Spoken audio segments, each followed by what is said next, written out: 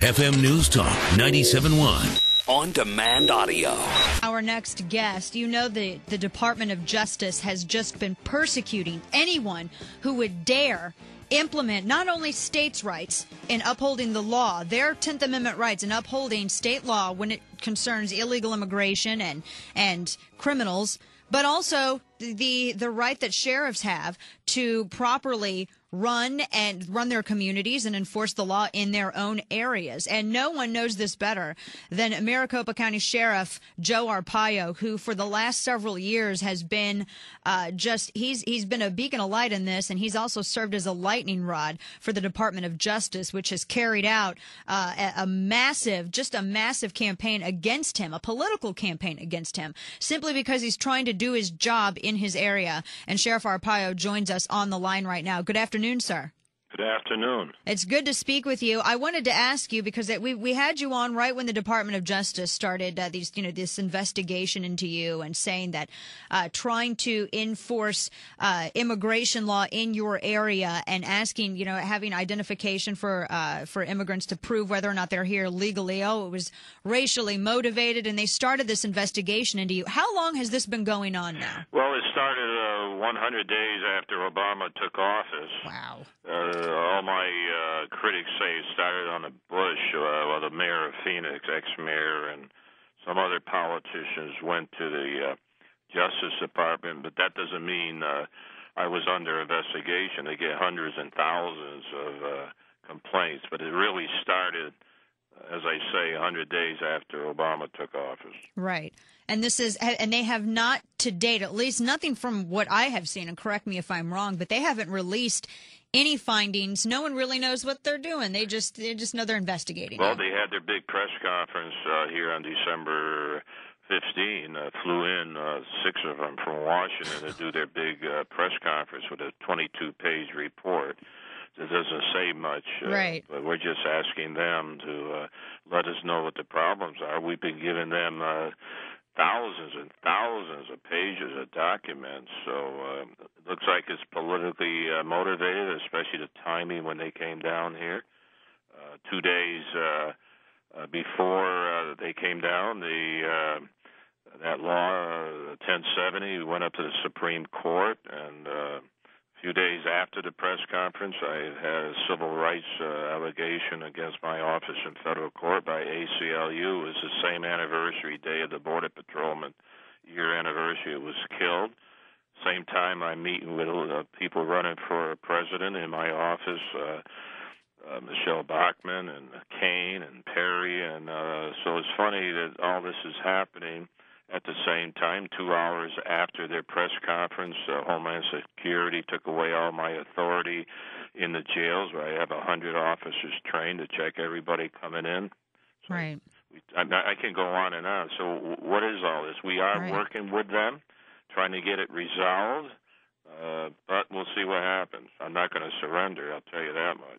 Well, and I've talked to friends of mine who are in law enforcement, and so many people are standing with you in this. They're just absolutely floored that here you, because that's what it is. This is a political campaign against you because you're not buckling under an agenda pushing administration here. You're wanting to uphold the law in your area, and it seems from the perspective of my friends in law enforcement and other legal experts to whom I've spoken, it seems this is the U.S. government attempting to come in and restrain you from upholding the law. How much of an impact? Because, we see the headlines and we can see it on the outside, but, you in there, in the trench every single day, how much of an impact has this had on you actually being able to uphold the law and keep your citizens in Maricopa County safe? Well, not much impact, because I'm still enforcing the state laws that we have that were passed 4 years ago, human smuggling and employer sanction, where we raid businesses, which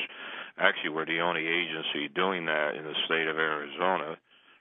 So we've investigated on the streets in our jails over 54,000 people that we've arrested and investigated. I think that's a pretty good figure for just a sheriff's office. So we're doing what I took an oath of office to do, was to enforce all the laws. So I'm taking a lot of heat from people that are Democrats, politicians that are Democrats, like what I'm doing, and I've been in office going on 20 years. It's election time. I'm running again. If you think I'm going away, it's not going to happen. Right. So it looks like I have to summarize by saying this seems to be all political. I'm the poster boy. Right. They're going to make me the example, but I think they took on the wrong guy. I'm an elected sheriff. I'm not a police chief. And I report to the 4 million people in this county. That's right. And they make it sound, too, when you read some of the media reports and you read some of the stuff that the administration says, they act like you are just out there busting up into people's homes based upon their appearance. And so that's the furthest thing from the truth. And there are a lot of stories that are not played up. You know, I'm looking from some. StandWithArizona.com has a bunch of them compiled together where they discuss how a lot of, you know, the bust that you do, you discover people who are in the country illegally who are fugitives from the law, people who are in the country illegally who have, you know, who are wanted for rape or who are wanted for drug smuggling or, you know, a burglary or some sort of violent act.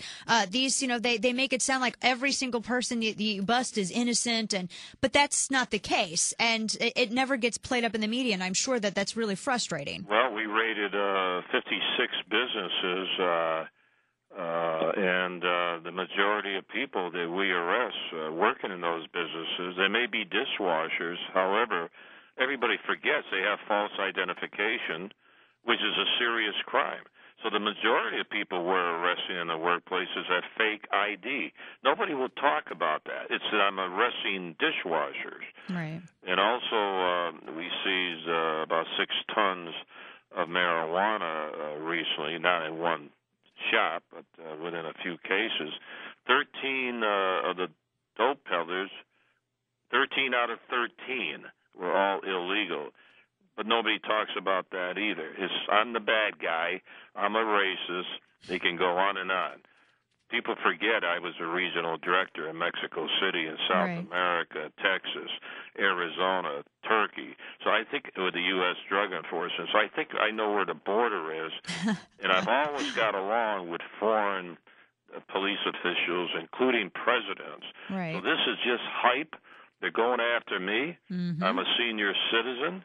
They know they're not I'm going to win, and they want to drive me out of office, all these groups, and they're all hopping on this 22-page Justice Department as the rationale, as the excuse to get me out. But that will never happen. I'm going to run again this year, and we'll see what happens. Well, and before we go, there has been one group that's come out in your defense, the Grassfire Nation, and they had a petition with about over 100,000 signatures to Tea Party group that is supporting it's supporting you, and it's supporting your condemnation of the DOJ's investigation into you. So you have some grassroots support, and you're an elected. That's an important point that you make too. You're an elected official. It's not as though someone appointed you. People elected you because they like how you are leading, and they like what you're doing in the community to reduce crime and keep them safe from people who are breaking the law, coming over the border. And they're not angels. These are a lot of these folks coming across the border. These are drug smugglers and violent offenders, and you're keeping not just your citizens safe, but you're right there by the border. You're keeping America safe. So, well, I'm investigating the president. The timing, once again, is suspicious, going after me with that big press conference, and gave me 60 days to resolve the matter, which is impossible. But I said 60 days. I'm going to have a press conference and talk about the president, whether he's in this country illegally or not.